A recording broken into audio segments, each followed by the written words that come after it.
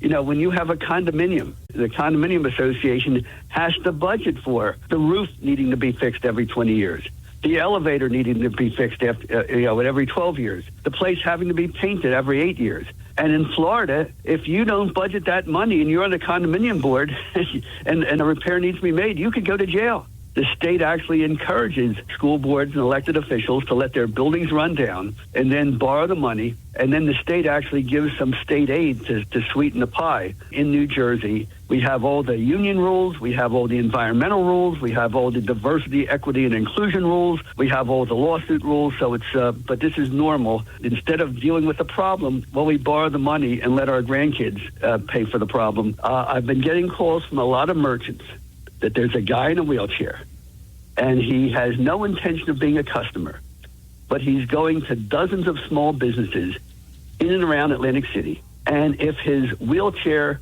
doesn't completely fit in the door, or if there's a bump or something, he is, the store owners are getting these notices a week later from a lawyer saying, if you don't pay us $2,500 in damages, we're going to sue you under some disabilities and accessibility statute.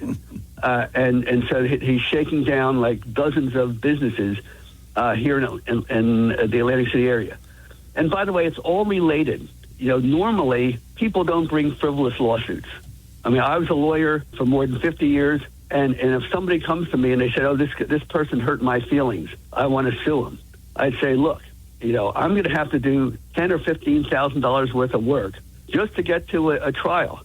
And you're probably going to lose, but even if you win, the jury is not going to give you more than $200 or $300 for the inconvenience. So nobody's going to spend $10,000 in legal fees to sue for something where you might get a couple of $100.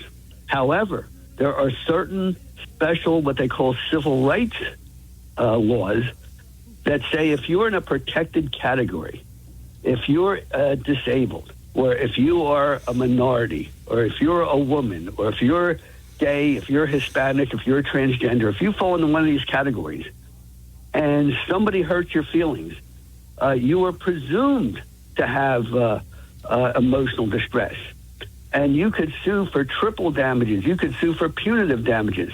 And even if you are not successful, and even if the jury only gives you $50, your lawyer will get paid 100% for doing $20,000 worth of work. And that's why you see all these ridiculous cases where the cities pay $5,000, $10,000, $20,000. Businesses pay this money to settle cases because if they don't settle the case and it goes to a trial, the person suing them might only get $50, but the lawyer is going to get $30,000 or $50,000. Everybody blames the lawyers. Everybody blames the frivolous lawsuits, but the politicians make these laws.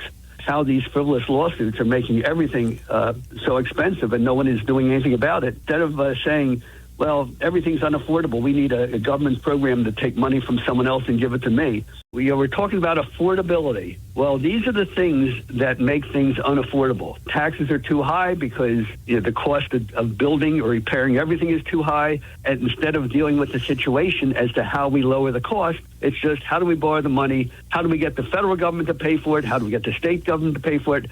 How do we get somebody else to pay for it instead of dealing with the problem?